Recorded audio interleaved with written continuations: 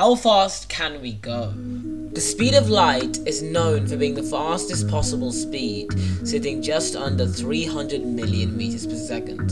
However, this is only achieved by a weightless object. In this video, I'm going to explain the repercussions of traveling near light speed. Pause! Before we carry on, you should probably subscribe if you aren't already. It helps me out a lot, and I appreciate it. Thanks. Now, let's start slow and make our way up.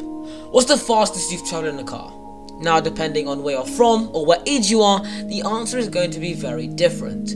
However, it's nothing compared to Andy Green and his jet-powered car in 1997. Yes, you heard me, he built a car powered by jets, reaching an insane 763 miles per hour, which, because of his certain conditions, broke the sound barrier and is the first ever recorded supersonic speed on land.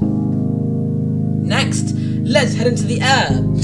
If any of you have flown on a commercial aeroplane, then you probably would have been cruising around the 550 miles per hour to 650 miles per hour mark.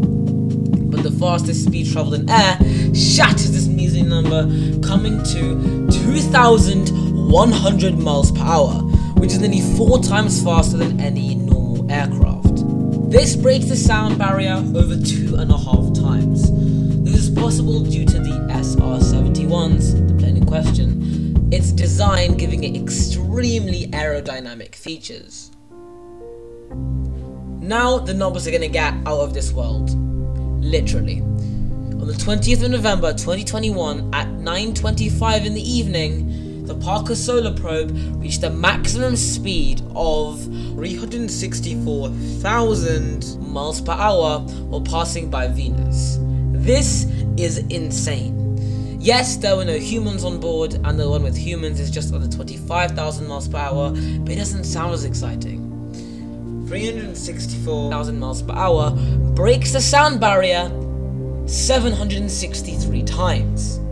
Going at that speed, you could travel around the entire of the middle of the Earth in under a minute. And yet, it's 0.00087% of light speed. That's how fast light really is. Before we carry on, I just want to say that travelling at these speeds that we'll talk about in the next couple of minutes are all just theory, meaning that humans will probably never ever go anywhere near these speeds anytime soon. Don't keep me accountable on that one. Now, something to understand is the faster you go, the heavier you get. Now, this is due to mass energy equivalence. But the effects are so incredibly small that even travelling at 500,000 miles per hour would barely affect you. Even going at 10% the speed of light, which is around 30 million meters per second, you would only experience an increase of 0.5% in your mass. It's only when you ramp up the speeds that things get crazy. Going at 90% speed of light, which is around 270 million meters per second, would double your mass. However, as we approach the speed limit, your mass will become infinite, meaning it will require infinite energy to move you, which is impractical, and this is the reason for a weighted object being impossible to reach the speed of light. Nevertheless, let's speculate on the repercussions of travelling at 90% of the speed of light. This is where reality becomes wacky. First of all, you would experience time differently than a stationary object. Time would essentially be half. 5 minutes for you would be 10 minutes for the rest of the world. Now, another major thing that would change is your field of vision. Yes, like Minecraft. The world would look like a tunnel-shaped window, looking something similar to this. Now, after a certain speed, which is called the speed limit, you would only be able to see blackness, because the wavelength of light entering your eyes will be out of the spectrum that we as humans can see. Consider this fact before the video ends.